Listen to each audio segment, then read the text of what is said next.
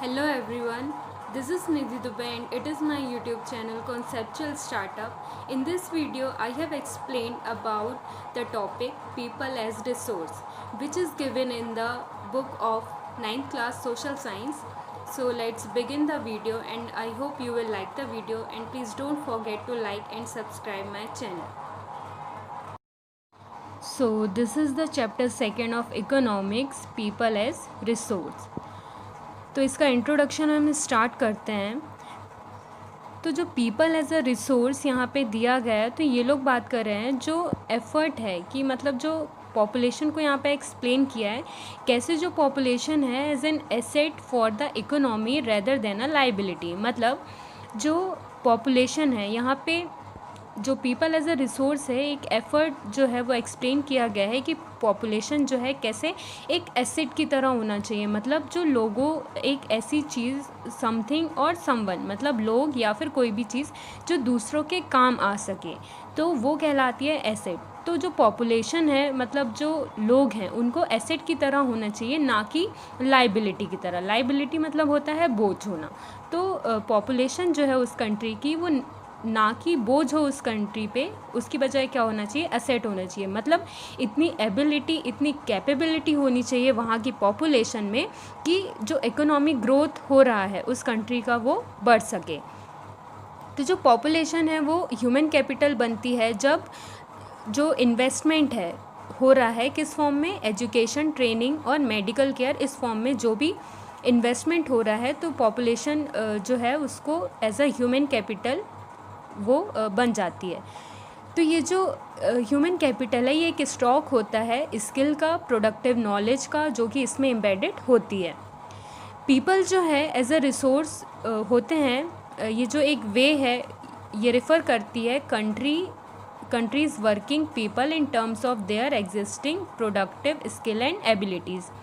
तो people as a resource किस वे में इसको रेफ़र किया गया है, तो जो कंट्री की वर्किंग पीपल हैं, उस कंट्री के जो वर्किंग पीपल हैं किस टर्म में, जो वहाँ पे एग्जिस्ट कर रही है प्रोडक्टिव स्किल, मतलब क्या क्या उनमें स्किल्स हैं कि जो प्रोडक्टिविटी को बढ़ा सके, क्या उनकी एबिलिटीज़ हैं।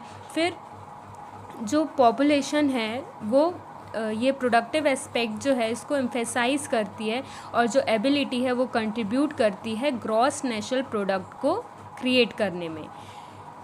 इसमें जो रिसोर्सेज पॉपुलेशन है वो एक रिसोर्स जो ह्यूमन रिसोर्स है ये एक पॉजिटिव साइड है लार्ज पॉपुलेशन की। ठीक है, ह्यूमन अगर एज अ रिसोर्स की तरह काम आते हैं तो वो एक पॉजिटिव साइड होती है लार्ज पॉपुलेशन की, कि जितना लोग वहाँ पे अपनी एबिलिटी के अकॉर्डिंग वहाँ पे प्रोडक्टिविटी अगर ज़्यादा होगी तो उस कंट्री की पोजीशन भी जो है वो बहुत अच्छी होगी, इकोनॉमिक ग्रोथ होगी वहाँ पे, इस वजह से उसकी पोजीशन भी ज़्यादा अच्छी होगी। तो अगर हम देखें कि अगर हम नेगेटिव साइड की तरफ अगर देखें तो यहाँ पे कुछ जो प्रॉब्लम्स है वो ये है कि providing the population with food, education and access to health facilities. तो जो प्रॉब्लम है कि जो पॉपुलेशन है उसको फूड, एजुकेशन और जो एक्सेस है हेल्थ फैसिलिटीज़ का जो एग्जिस्टिंग ह्यूमन रिसोर्स है वो फर्दर डेवलप होता है जब जो मोर एजुकेटेड होती है हमारी पॉपुलेशन, मोर हेल्दी होती है, तो क्या होता है कि ह्यूमन रिसोर्स जो है वो और ज़्यादा डेवलप होता है आगे। इसको हम बोलते हैं ह्यूमन कैपिटल फॉर्मेशन, और ये ऐड होता है जो प्रोडक्टिव पावर है कंट्री की, जैसे कि फिज़िकल कैपिटल फॉर्मेशन। फिर इन्वेस्टमेंट जो होता है ह्यूमन कैपिटल में वो किसके थ्रू होता है, through education, training, medical care. ठीक है, जैसे कि हमारी फैमिली है तो वो हम पर इन्वेस्ट कर रही है। मतलब कैसे इन्वेस्टमेंट हो रहा है, तो थ्रू एजुकेशन, मतलब हम पढ़ रहे हैं तभी हम आगे चल के कुछ कर पाएंगे, हम ट्रेनिंग ले रहे हैं ताकि हमारी जो एबिलिटीज़ हैं, हमारी जो स्किल्स हैं वो डेवलप हो सके और आगे चल के जो है हम प्रोडक्टिविटी में कंट्रीब्यूट कर सकें। तो इसके रिज़ल्ट में क्या देखने को मिलता है, एक इन्वेस्टमेंट की तरह जो चीज़ें हैं वो यहाँ पे लगाई जा रही हैं जिसको फिज़िकल कैपिटल बोला जा रहा है।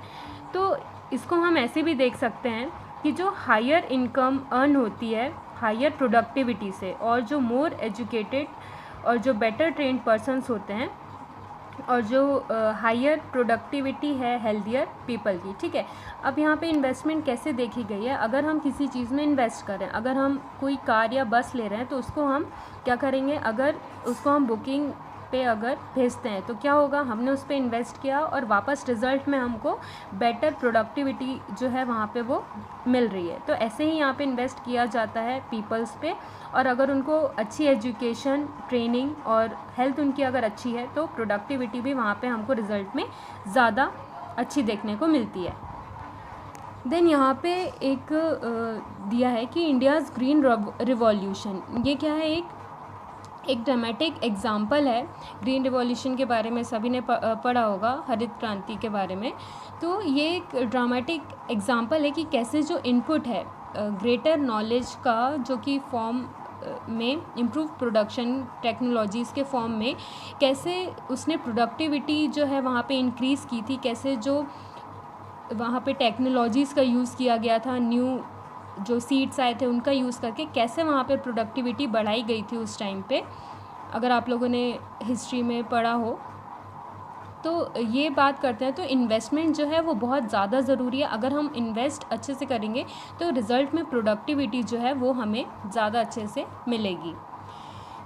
देन नेक्स्ट है कि जो not only do the more educated and the healthier people gain through higher incomes, society also gains in other indirect ways, because the advantage of a more educated or a healthier population spreads to those also who themselves were not directly educated or given health care।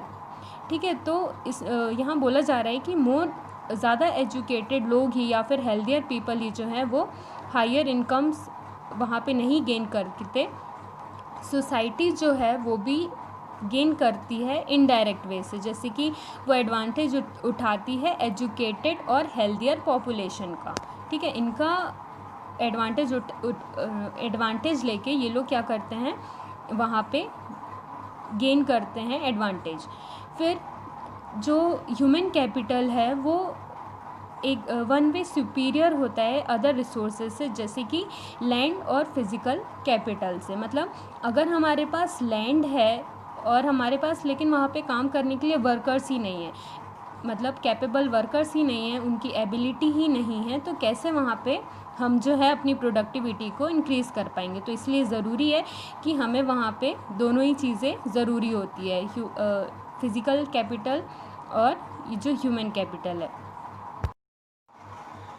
For many decades in India, large population has been considered a liability rather than a asset।